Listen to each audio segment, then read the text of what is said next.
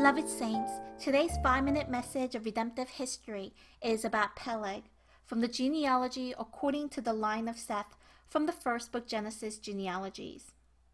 In Genesis 11 verse 16, it says that Peleg was the grandson of Shelah, and he was the son born to Eber at the age of 34.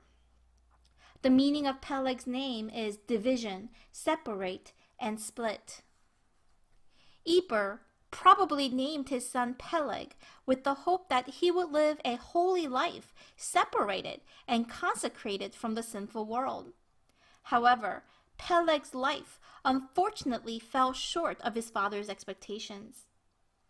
First, Peleg committed a great sin before God and had his lifespan shortened by about half compared to that of his father Eber's time.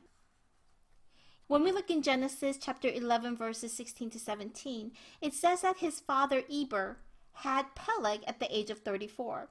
Then he lived 430 more years and had other children. At the end, Eber died at the age of 464. When we look at Peleg's grandfather Shelah, he lived 433 years. And Peleg's great-grandfather Arphaxad lived 438 years. These are recorded in Genesis chapter 11 verses 12 to 15. In such a way, the forefathers of Peleg lived lives that were more than 400 years. However, Peleg only lived 239 years, and this is in Genesis 11 verses 18 to 19. So compared to his forefathers, Peleg's lifespan was shortened by about half. When we also calculate the years in the Genesis 11 genealogy, we see that after the flood, Noah, Shem, Arphaxad, Shelah, and Eber were all alive and healthy, while Peleg suddenly died. This sudden death of Peleg, compared to his forefathers, shows us that he died young.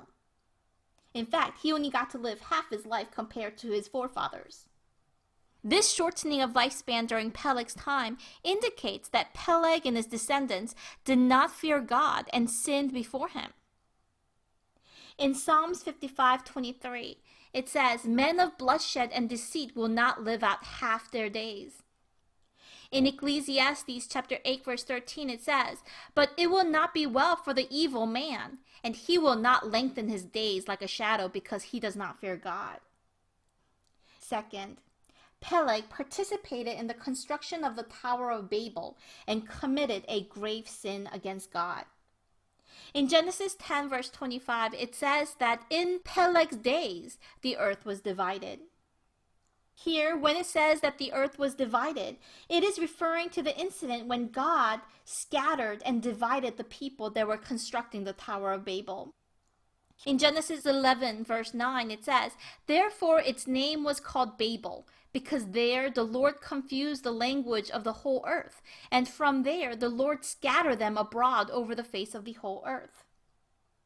In other words, Peleg was the son of Eber, who was a godly man, but he fell under the temptation of those that were building and constructing the Tower of Babel.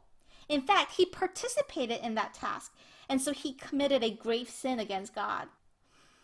An expert in the ancient biblical times noted it should have been impossible to construct the Tower of Babel without the sophisticated construction skills of the descendants of Shem, so they must have taken part in the work. Beloved saints, Peleg, if only he lived a life that was separated from the world just like the meaning of his name, then God would have been so pleased. However, Peleg was not separated from the world. In fact, he lived a life separated from God. Everyone, a life that is separated from God, a life that leaves God, cannot receive his blessing, instead receives a curse. In Jeremiah 17 verse 5, it says, "Cursed is the man who trusts in mankind and makes flesh his strength, and whose heart turns away from God." And so, let us be separated from the world and be close and intimate with God so that we receive his blessings. In Psalm 73 verse 28, it says, "But as for me, the nearness of God is my good. I have made the Lord God my refuge, and that I may tell of all your works." So today, let us be separated from worldly thoughts And let us get close to God so that we receive his amazing blessings today. I bless in the name of the Lord.